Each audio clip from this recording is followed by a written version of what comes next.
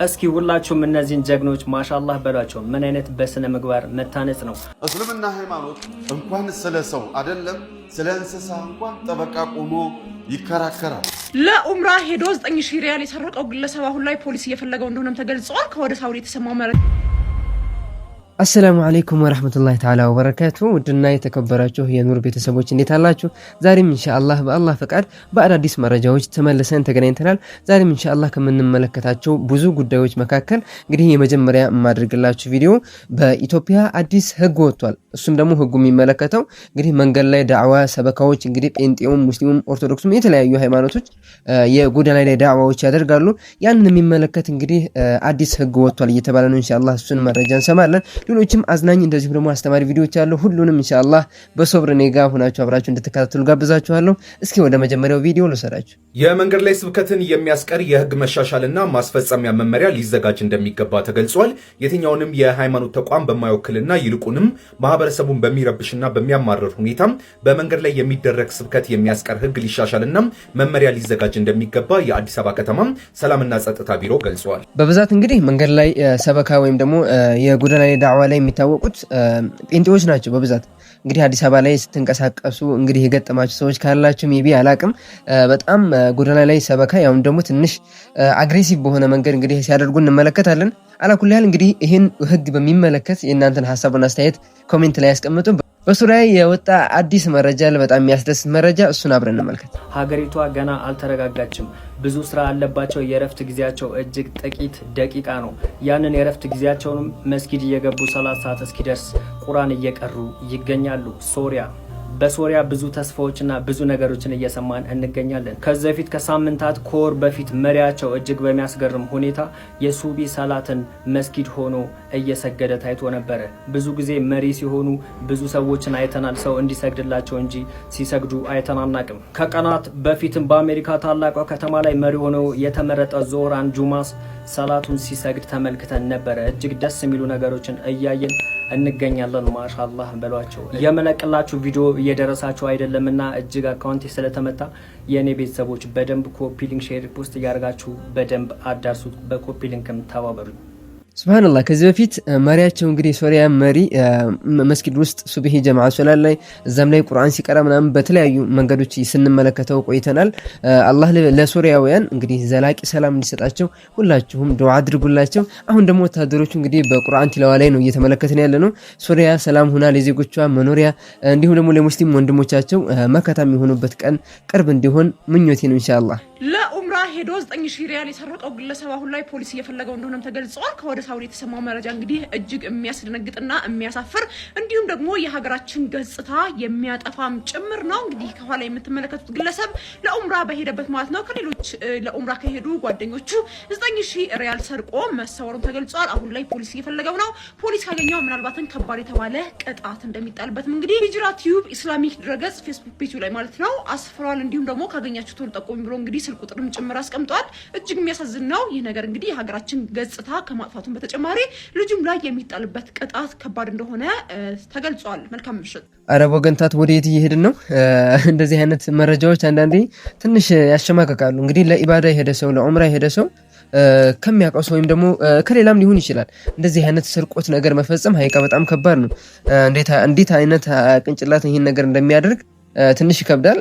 ሐረም ላይ ሄዶ ለዑምራ እንደዚህ ለተለያዩ ምክንያቶች እንግዲህ ወደ ዑምራ ከሄደ በኋላ በመጥፎ ነገር ላይ እንደዚህ መገኘት ትንሽ ለአቅል የሚከብድ ጉዳይ ነው። ከእንቅልፋችሁ ተነስታችሁ ሌሊት መስገዳችሁንና ፈጅር ሰላት በጀማዓ መስጂድ መስገዳችሁን ለማንም እንዳትናገሩ። ስለ ቁርአን ይርዳችሁም ይሁን ምን ያህል የቁርአን ሱራዎች በቃላችሁ እንደያዛችሁ ለማንም እንዳትናገሩ። ስለ ዕለታዊ የአምልኮ ስርዓታችሁና አላህን በየቀኑ ምን ያህል እንደምታወሱትም ለማንም እንዳትናገሩ። በወር ስንት ቀን እንደምትጾሙና ሰደቃም እንደምታወጡ ለማንም እንዳትናገሩ። ይህንን የምታወሩ ከሆነ መናገር ገርቶላችሁ መስራትን ይይዝባችኋል። ደግማችሁም ላታደርጉት ትችላላችሁ። ኢፍሻዕ ሲሩ ጣዓቲ አማመ ልገይሪ ጋሊበን ማ ዩؤዲ ኢላ ሐርማኒከ ሚን ሃዘል ኸይር። የአምልኮ ተግባራትን መደበቁን ትተን በሌሎች ፊት የምናወራ ከሆነ አብዛኛውን ጊዜ እነዚህን ኸይር ስራዎች ሊያሳጣን ይችላልና እንጠንቀቅ። ይህንን ንግግሬን ካጋጠመው ሰው በስተቀር ማንም አይረዳውም። ወሰላሙ አለይኩም። የለይ በጎ ስራ የሚያመጻድቅ ባሪያህ ደካማ ነኝ ታውቃለህ ኻሊቅ። እንግዲህ ወንድማችን እንዳለው በእናንተም ሀያት ላይ ገጥሟችሁ የሚያውቅ ሰዎች ካላችሁ ኮሜንት ላይ ሀሳባችሁን አስቀምጡ። ቀጣይ ማሳያችሁ ቪዲዮ እንግዲህ ያው ሰሞኑን ሲወራ የነበረውን ይሄ ሙስሊሞች አራጅ ናቸው ምናምን የሚል የተቆራረጠች ቪዲዮ ይዘው ጓ ሲሉብን እንግዲህ የነበረውን እኛም ደግሞ እንግዲህ አይ ይህ አይደለም እውነታው ያልን እንግዲህ ስንከራከር የነበረው ጉዳይ ላይ እንግዲህ ደግሞ ዘመድኩን በቀለ በዛ ጉዳይ ላይ ሀሳብ ሰጥቷል። እሱን ቪዲዮ ውስጥ እንመልከት። ከብት ሲታረድ ወይም እንስሳ ሲታረድ እንዴት መታረድ እንዳለበት እና በሚዘገንን ሁኔታ መታረድ እንደሌለበት የሚያወሩት ነው። ወንድሞቼ የእስልምና እምነት ተከታይ ወንድሞቼ በዘመድ ሚዲያም ውስጥ ያሉ ሰዎች ኦሪጂናሉን ስለላኩልን እኛም ልጥፉን አንስቼዋለሁ። ነገር ግን ይህ ቪዲዮ የሚያወራው ስለ ሰዎች አገዳደል ሳይሆን ኤዲት ተደርጎ ነው የወጣው። ለምን እንደዛ እንደተደረገ አናውቅም። ይህን ቪዲዮ የምትጠቀሙ ሰዎች እንድታቆሙት አሳስባለሁ ማለት ነው። አመሰግናለሁ።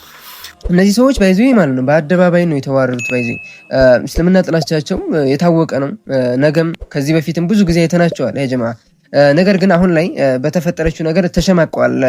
በማይረባ ነገር ያው ከነሱ ራሱ አማኝ ከሆነው ከነሱ ማህበረሰብ ራሱ ትንሽ የገጠማቸው ነገር ልክ ያልሆነ ነገር ስለሆነ በጣም ትችት ስለገጠማቸው ወጥተው ሁሉ እንግዲህ በሚዲያ እያለቃቀሱ ነው የሚገኙት። እንግዲህ እናንተን ሀሳብ ደግሞ እንግዲህ ኮሜንት ላይ ማስቀመጣችሁ እንዳዘነጉ። እስልምና ግን የሌለ ጸድ እምነት ከመሆኑ የተነሳ ማለት ነው ስሙን ለማጥፋት የሚጋጋጡ ሰዎች በተነሱ ቁጥር እነሱን አሳፍሮ በገዛ ፕሮፓጋንዳቸው የእስልምናን ትክክለኛ ማንነትና ውበት ግልጽ የሚያወጣና ፕሮፓጋንዳቸውን በራሱ የሚያከሽፍ እምነት መሆኑ ነው። በመሰረቱ እነዚህ ሰዎች የሰሩት ፕሮፓጋንዳ አንድ የእስልምና እምነት አባት በእስልምና ሕግ ውስጥ ያለና የእንስሳትን መብት ለማስከበር የወጡ ትዕዛዞችና ሕጎችን እያስተማሩ ባለበት ሰዓት ያው ኤዲት አድርገው የጅል ፕሮፓጋንዳ ለመስራት ሞክረዋል። ነገር ግን እነሱን እዚህ አይነት እስልምናን ጨራቅ ምናምን አድርገው ለምሳሌ የሰሩት ፕሮፓጋንዳ እኛ ሙስሊሞች ከዚህ በፊት ያደግንበትና የለመደው ኢኔትሊ የምናውቀው ስለሆነ ትኩረት ሰጥተን ለሌሎች እምነት ተከታይ ወገኖቻችን ያልነገርነውን ያላስተማርነውን ነገር ዛሬ ግልጽ እንዲወጣ ማድረግ ችሏል። እሱ ምንድነው? በእስልምና ሕግ የእንስሳትን መብት ለማስከበርና እንስሳቶች እንዳይሳቀቁ ከባባድ ትዕዛዛት እንደተሰጡ ሌሎች እምነት ተከታይ ወገኖቻችን ዛሬ አውቀው እንዲደመሙ በእስልምና እንዲደመሙ ሆኗል። መደመማቸውንም አልደበቁም፣ እየነገሩን ነው። እነዚህ ሰዎች ግን እስልምናን ጭራቅ አድርገው ለምሳሌ የሰሩት ፕሮፓጋንዳ አጌንስት ደም ሰርቶ ዛሬ እስልምና ውስጥ አጌንስት ደም አይደለም አጌንስት ደም ሰርቶ ማለት ነው ዛሬ እስልምና ምን ያህል ያማረ ነገር እንደሆነ ሌላው እምነት ወገኖቻችን እንዲረዱ ማድረግ ችሏል። እና ሁሌ ፕሮፓጋንዳ ሊሰራበት በሞከረ ቁጥር ፕሮፓጋንዳ ሰሪዎችን የሚያሳፍር እምነት ነው። ባይደው የእስልምናን ስም ለማጥፋት ዛሬ አልተጀመረ። እነዚህ የጅል ፕሮፓጋንዳ እነዚህ ፕሮፓጋንዳ በመሰረቱ በጣም ስቱፒድ ፕሮፓጋንዳ ነው። ቪዲዮ ኤዲቲንግ ምናምን እንደዚህ አይነት ስቱፒድ ቪዲዮ ኤዲቲንግ ሁሉ አይቻልም። ግን ያው የነሱን ጭንቅላት አስተሳሰብ መገመት የምትችሉበት ነው በዚህ ማለት ነው። ግን በእነሱ አልተጀመረም። የተራ የበግ ፕሮፓጋንዳ አልተጀመረም፣ በእነሱ አልተጀመረም። ብዙ አመታት የቆየ ነው እስልምና ስም ለማጥፋት የተሞከሩ ሙከራዎች ግን አልሰራም። we still going strong አይደለም እነዚህ ቀርቶ ማለት ነው። አሜሪካ እንኳን ላለፉት 30 ምናምን አመታት ብዙ ሚዲያዎችን ተቆጣጥራ በሚዲያዎቿ ሁሉ እስልምና አሸባሪ ጭራቅ ምናምን የሚል ፕሮፓጋንዳ ስትነዛ ከርማ ከፕሮፓጋንዳም አልፋ ኢንትሪሊየንስ አውጥታ ሰራዊት ልካ ከሀገሯ ስንት ሺህ ኪሎ ሜትር ርቀት ላይ ያሉ የሙስሊም ሀገራቶችን አበጣብጣ ምናምን ስትጨርስ ሳያዋጣ ተሸንፋ ከስራ ወጣ።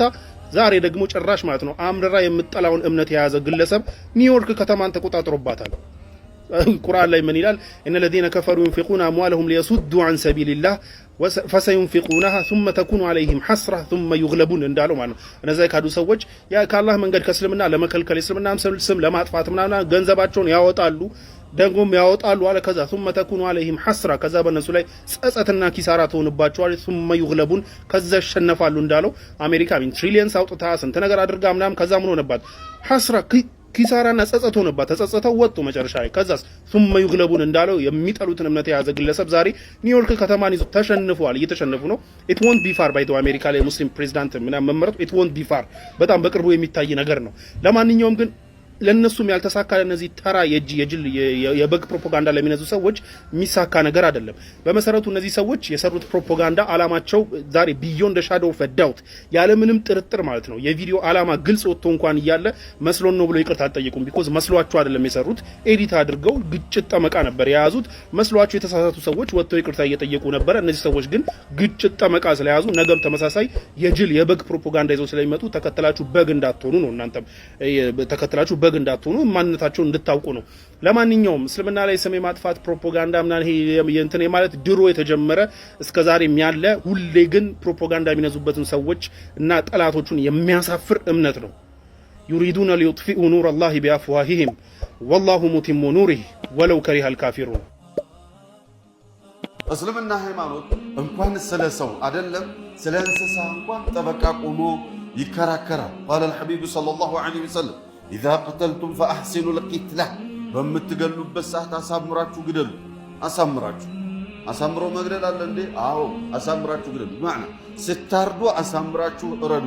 وإذا ذبحتم ለምሳሌ وإذا قتلتم ብሎ ማለት ወንጀለኛን አግኝታችሁ ሞት ከተፈረደበት አታሰቃዩት። በቃ بمعنى ምን አድርጉት? አሰናብቱ። كذلك እናንተን የሚጎዳን እንስሳ መግደል ካለባችሁ ለምሳሌ እባብ ወጅ የሆነ እንስሳ መግደል አለባችሁ፣ አታሰቃዩት፣ በስነ ስርዓቱ ግደሉ። አይጥ መግደል አለባችሁ፣ አታሰቃዩት፣ በስነ ስርዓቱ ግደሉ። فإذا قتلتم فأحسنوا القتلة አገዳደልን አሳምሩ። ቢኮዝ ነፍስ ነው የምትገሉ። እናንተ ግን ክቡር ፍጡራኖች ስለሆናችሁ ለእናንተ ክብር ሲባል የሚጎዳችሁን ነገር ግደሉ ተብሎ ተፈቅዶላችኋል። ተፈቅዶልናል ብላችሁ አላግባብ እንዳትገሉ፣ እንዳታቃጥሉ፣ ፈላ ውሃ እንዳትገሉ፣ እንዳታሰቃዩት፣ አስራችሁ እንዳትገሉት ኢላኺሪ በስነ ስርዓቱ መሞት ባለበት መልኩ አሳርፋችሁ ቶሎ አሰናብቱት አሉ ሰለላሁ ዐለይሂ ወሰለም። الحديث في صحيح البخاري وابو داود والترمذي የዘገቡት ሐዲስ ነው። قال واذا ذبحتم እንስሳዎችን አርዳችሁ እንድትበሉ ተፈቅዶላችኋል። በምታርዱበት ጊዜ ደግሞ فاحسنوا الذبحة አሰራረዳችሁንም አሳምሩ። እንዴት ነው አሳምራችሁ ደሩ ማለት አልገባንም። እንዴት ነው አሳምረን የምናርደው አልገባንም አይደለ? አብራሩ ነብዩ ሰለላሁ ዐለይሂ ወሊየሂድ አሐዱኩም ሸፍረተሁ የሚያርድበትን ቢላውን በደንብ አርጎ ይሳለው አንዳችሁ። ወልዩሪህ ዘቢሐተሁ የሚያርደውንም እንስሳ ቶሎ ይገላግለው ያሳርፈው እንጂማ አትገዝግዘው፣ ዝም ብሎ በዛገ ብረት ይዘህ አትገዝግዘው ብለው አሉ ነብዩ ሰለላሁ ዐለይሂ ወሰለም። በዚህ ደረጃ ይከራከራሉ። ወከዛሊከ የምንገለው እንስሳ ለምሳሌ ቅድም እንዳልኩት የሀይጥ ጉድጓድ ይኖራል። እዛ ውስጥ እሳት ለኩሳችሁ እንዳትገሉ፣ ሌላም የፈላ ውሃ ደፍታችሁ እንዳትገሉ በሚል ከልክለዋል ሰለላሁ ዐለይሂ ወሰለም።